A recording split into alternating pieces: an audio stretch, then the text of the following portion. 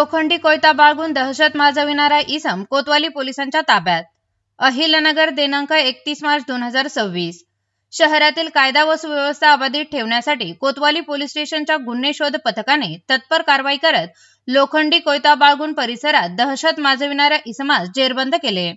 मिळालेल्या माहितीनुसार कोतवाली पोलीस स्टेशनचे पोलीस उपनिरीक्षक प्रवीण पाटील व त्यांचे सहकारी कर्मचारी हद्दीत पेट्रोलिंग करत असताना पोलीस निरीक्षक संभाजी गायकवाड यांनी दूरध्वनीवरून माहिती दिली की माईवाडा परिसरातील शिवम प्लाझा टॉकीज समोर एक इसम हातात कोयता घेऊन फिरत आहे.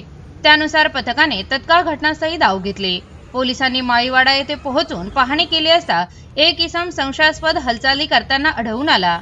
त्यास त्वरित ताब्यात घेऊन पंचासमक्ष अंगझडती घेतली असता त्याच्याकडे लोखंडी कोयता आढळून आला. चौकशीत त्याने आपले नाव आलम उर्फ माजिद आसिफ खान असे सांगितले. यानंतर त्याला अटक करण्यात आली.